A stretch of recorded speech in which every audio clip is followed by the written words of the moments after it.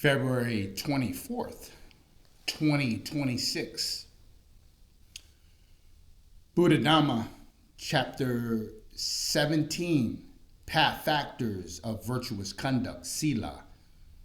17.6, Fundamental Principles of Morality. Page 1603 to page 1613. Compiled by Somdit Prabhuta Gosacharya. English name, P.A. Payuto. Chapter 17.6, Fundamental Principles of Morality. Let us review the three path factors pertaining to morality. First, Samma Vacha, right speech. To relinquish wrong speech. To abstain from telling lies. The fact includes speaking truthfully. Second, to relinquish divisive speech. To abstain from malicious tale-bearing. This factor includes harmonizing, reconciliatory speech. Third, to relinquish harsh speech. To abstain from offensive speech. This path factors includes pleasant, polite speech. Fourth, to relinquish unreflective chatter. To abstain from trivial talk. This factor includes useful, beneficial speech. Now, with virtuous speech, this is in the footnotes, there is a teaching by Gautama Buddha on the four kinds of virtuous speech. Vachi Sucharita. The first one is honest speech, Sacha Vacha. The second one is non-divisive speech, Abhisuna Vacha. The third one is pleasant speech, Sanha Vacha. And the fourth is reasoned speech, Mantha Basa. They define Mantha Basa, reasoned speech, as wise speech. It's also translated occasionally as moderate speech, which is essentially the same as useful, beneficial speech. The second path factor is Samma Kammanta, right action. First, to relinquish the destruction of life. To abstain from killing living creatures. This factor includes deeds and aids in support. Second, to relinquish taking what is not freely given. To abstain from stealing. This factor is paired with right livelihood and with generosity. Third, to relinquish misconduct in relation to sensual pleasures. To abstain from sexual misconduct. This factors includes contentment with one's wife. The third path factor is Samma Ajiva, right livelihood. To relinquish wrong livelihood, to earn one's living righteously. This path factors include the perseverance in maintaining the upright livelihood. Take the example by not leaving matters in a mess. Example, not allowing work to pile up and be disorderly and procrastinating, and not making half-hearted effort. Now, it's good to note that half-hearted effort there's a teaching by Gautama Buddha on the 5 kinds of business of a lay disciple should obtain from Akaraniya Vanija. First, trade in arms, instruments of death. Second, trade in human beings. Third, trade in flesh of animals. The commentary says that it refers to raising animals for their slaughter. Fourth, trade in intoxicants, including other addictive drugs besides alcohol that leads to apamado, heedlessness. And fifth, trade in poisons. In the commentaries, these 5 kinds of businesses are referred to as wrong business, micha va nija, or as unrighteous business, adamma va nija. Now, Gautama Buddha applied these essential guidelines of moral conduct to ordinary people,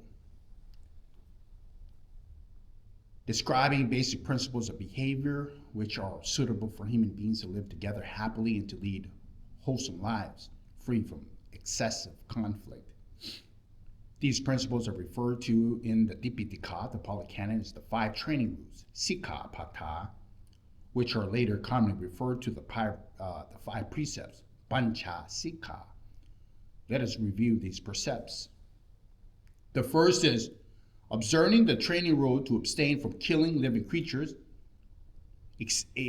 Essentially, this refers to conduct that is free from physical oppressions of other living beings or other beings. Second is to observe the training rule to abstain from taking what is not freely given, to abstain from stealing. Essentially, this refers to conduct that is free from transgressings others in the context of material property and possessions. Third, to observe the training rules to abstain from sexual misconduct. Essentially, this refers to conduct that is free from harming others in the context of married partners and cherished individuals, from transgressing sexual mores and traditions, from adultery, from sexual behavior that damages a family's reputation and lineage. Now here, it is good to note that damage a family's lineage refers to the birth of a non-material child, in the case at which a married woman gives birth to a child whose biological father is not her husband. Fourth, to observe the training rule to abstain from speaking falsehoods.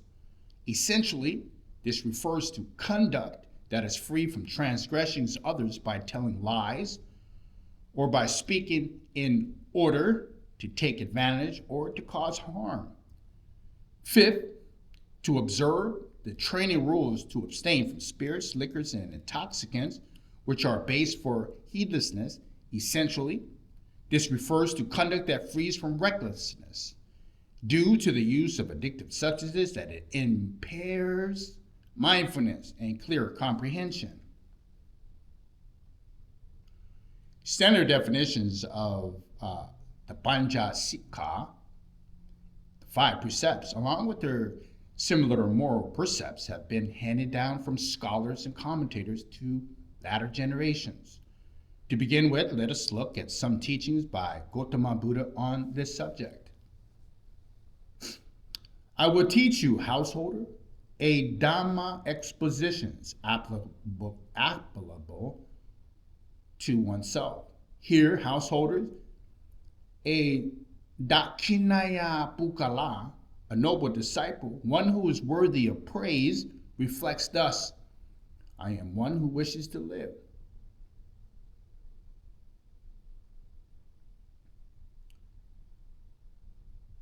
Who does not wish to die. I cherish happiness and am averse to suffering. Since I am one who wishes to live and am averse to suffering, if someone were to take my life, that would not be pleasing and agreeable to me. Now, if I were to take the life of another, I am one who wishes to live, who does not wish to die, who cherishes happiness and is averse to suffering, that would not be pleasing and agreeable to the other either. What is displeasing and disagreeable to me is displeasing and disagreeable to the other too. How can I inflict upon another what is displeasing and disagreeable to me? Having reflected thus, he himself abstains from the destructions of life, exhorts others to abstain from the destruction of life. speaks in praise of abstinence from the destruction of life. Thus, this bodily conduct of this is purified in three respects. Again, householders, a dakinaya pugala, a noble disciples who are worthy of respect, reflects thus. If someone were to take from me what I have not given, that is, to commit theft, that would not be pleasing and agreeable to me. Now, if I were to take from another what is not given, that is, to commit theft, that would not be pleasing and agreeable to the other either. Again, householder, a noble disciple reflects thus. If someone were to commit adultery with my wife, that would not be pleasing and agreeable to me. Now, if I were to commit adultery with the wife of another, that would not be pleasing and agreeable to the other either. Again, householders, a noble disciple reflects thus. If someone were to damage my welfare with false speech, that would not be pleasing and agreeable to me. Now, if I were to damage the welfare of another with false speech, that would not be pleasing and agreeable to the other either. Again, householder, a noble disciple, a dakinaya pugala, one who is worthy of respect, reflects thus. If some were to instigate a split between me and my friends by divisive speech, it would not be pleasing and agreeable to me. Now, if I were to instigate a split between the other, his friends, by divisive speech, that would not be pleasing and agreeable to the other either. And again, householders, if a dakinaya bugala, a noble disciple who is worthy of respect, if someone were to address me with harsh speech, that would not be pleasing and agreeable to me. Now, if I were to address another with harsh speech, that would not be pleasing and agreeable to the other either. And again, householder, a noble disciple, a dakinaya bugala, reflects thus. If someone were to address me with frivolous speech and idle chatter, that would not be pleasing and agreeable to me. Now, if I were to address another with frivolous speech and idle chatter, that would not be pleasing and disagreeable to the other either. What is displeasing and disagreeable to me is displeasing and disagreeable to the other too. How can I inflict upon another what is displeasing and disagreeable to me?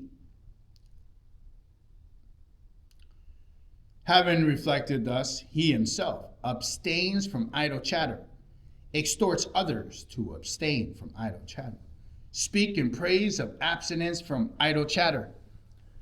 Thus, this verbal conduct of his purified in three respects. Now, what do you think, monks, bhikkhus? Have you ever seen or heard the following? This man has abandoned the taking of life. He is one who obtains from taking of life, and king seizes him and executes him, imprisons him, banishes him, or imposes a punishment on him for this reason? No, venerable sir. Good monks, bhikkhus, I too have never seen or heard of the following. But if they announce some evil deed, as thus, this man has caused the death of a woman or a man, then kings or authorities, because he has taken life, seizes him and execute, imprison, banish, or impose a punishment on him. Has such a thing seen or heard of you? Lord, this thing has been both seen and heard by us, and we shall hear it again, now and in the future. What do you think, monks, bhikkhus? Have you ever heard of the following? This man has abandoned the taking of what is not given. He is who abstained from taking what is not given, from sexual misconduct, from false speech, from spirits and intoxicants that are the base for heedlessness.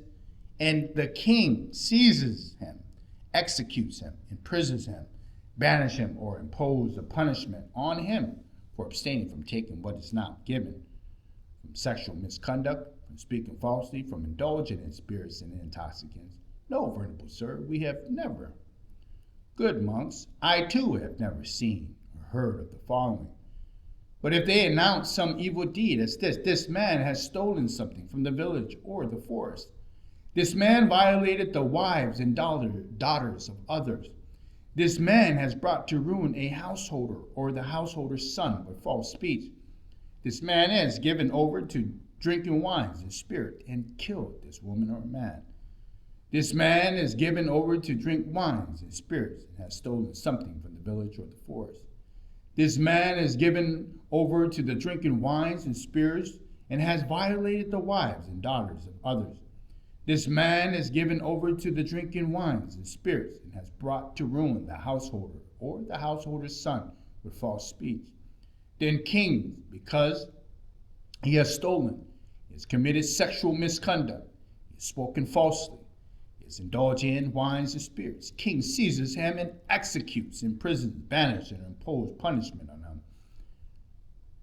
Such a thing has been seen or heard by you. Lord, this thing has been both seen and heard by us, and we shall hear and see it again, here and now and in the future. Almost all serious crime stems from the transgressions of the Panchasika, the 5 precepts.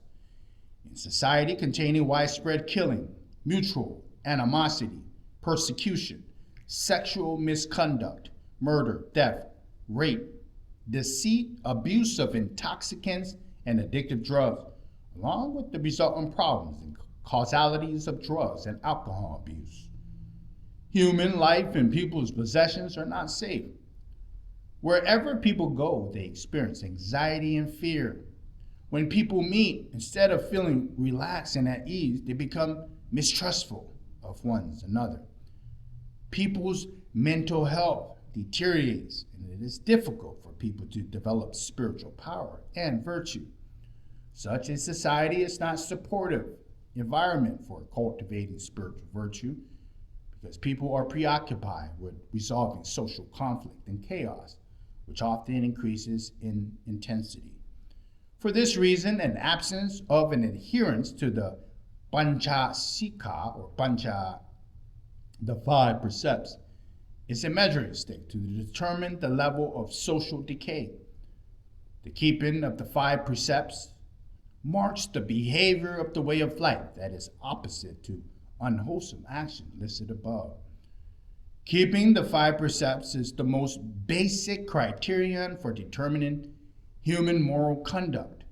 To keep these precepts preserves a healthy social environment and acts as a foundation for a virtuous way of life and for a greater spiritual development. For convenience, the commentators compiled a list of criteria for determining what actions constitute a transgression of each of these 5 precepts, establishing the necessary conditions or factors of transgressions. One has transgressed or broken the precepts when one fulfills all the necessary conditions that follows. Transgressions of the first precepts, killing living creatures, contains 5 factors. The creature, person, or animal possesses life. One knows that the creature is alive. There is an intention to kill. There is an effort to kill. The creature dies in the consequence of that effort. Transgressions of the second precept. Stealing contains 5 factors. The object is considered a personal possession by someone else. One knows that the other person considers the object as personal possession. There is an intention to steal. There is an effort to steal. The theft is successful through that effort. Transgressions on the third precepts. Sexual misconduct contains 4 factors. There is a man or a woman who should not be violated. There is an intention to have sexual intercourse. There is an effort to have sexual intercourse. There is a way through. There is contact of the sexual organs. Transgressions of the 4th precepts. False speech contains 4 factors. The speech is untrue. There is an intention to speak falsely. There is an effort resulting from that intention. Another person comprehends that which has been spoken. Transgression on the fifth percept, consuming liquor, containing four factors. The substance is an intoxicant. There is a desire to consume the substance.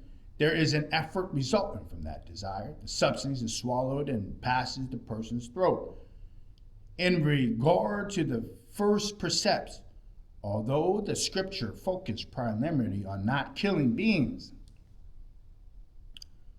as the quotes by Gautama Buddha above, animals too cherish life, delight, and happiness, are adverse to pain, and are companions in this world of birth, old age, sickness, and death. They too should not be oppressed. The first precept thus includes animals in the definition of living creatures. Granted, the Tipitaka claims that karmatically, killing animals is of less serious consequence than killing human beings. In regard to this matter, the commentaries offer principles for judging the severity of ill effects resulting from transgressing the Panchasika, the five precepts, based on various criteria.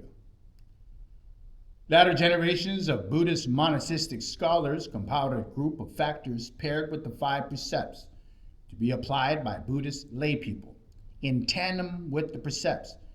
These factors are known as the five virtues, Pancha Dhamma, or the five beautiful qualities, Pancha Karayana Dhamma. In essence, they correspond to the factors of wholesome courses of actions, Kusala, Kamma, Pata, which are variations depending on the breadth of definition and application. These five factors follows the order of the five precepts as follows. Metta and Karuna, the first one, loving kindness and compassion. Samma Ajiva and Dana, right livelihood, and some scholars substitute including generosity for the second one. Kamma Sambara, self-restraint, to possess self-control in regards to the sense impressions and sense desires, not to allow these to lead to immoral behavior. This is the third one. Satcha, honesty, is the fourth one. And the fifth is Sati, Sampajana, and Apamanta, mindfulness, clear comprehensions, and heedfulness, which is essentially the same meaning. Now, Satara Santosa, which stands in opposition to sexual misconduct. Literally, it translates to contentment with one's wife. But at heart, it means contentment with one's spouse from a broad perspective. This factor is based on mutual agreement and consent. Also, the conformity with social conventions and rules, to not mistreat or to be unfaithful to one's spouse, to not act against the consent of other persons involved, and to not violate someone who is off limits, someone who is under the authority and care of someone else. Although this factor does not firmly stipulate a single spouse, in the contrast of the numerous spouses, the Buddhist texts favor and commend monogamy, for this leads to long-lasting mutual love and respect, and to the stable family in which the children feel secure and at ease. The model couple for this sutras from the Tipitaka, for such monogamous relationships of the noble disciple, not Kumatita, they were both Sotapanna, streamliners, and considered the foremost of the lay disciples. In respects of being in close relationship to Gautama Buddha, they had a deep love, devotion, and loyalty to one another. They were equally matched in spiritual values or virtues, to the point that they expressed a wish to meet not only in this lifetime, but for future lifetimes. Here are the recorded words of Nakula Pita. Lord, ever since the young housewife was brought home to me when I was still young. I have never been aware of acting unfaithfully towards her, even in my thoughts, still less in my deeds. Lord, our wish is to be together so long as this life lasts and in the future life as well. Nakula Mata uttered the same words. The text clarifies contentment with one's spouse as a form of divine conduct, which shows how highly praised this quality is in the Buddhist teaching. The commentators state that such pure conduct is the cause for not dying young in this passage. We are not unfaithful to our wives. Our wives are not unfaithful to us. We practice chastity in regards to other women apart from our wives. Therefore, none of us has died while still young. To sum it up, the following verses describe the basic moral conduct in a nutshell. A person who is composed in body, speech, and mind, who does not perform evil action, who does not utter senseless, self-serving speech, such one is called a virtuous person. Make yourself a refuge for all beings. Buddha Dhamma, the end of chapter 17.6.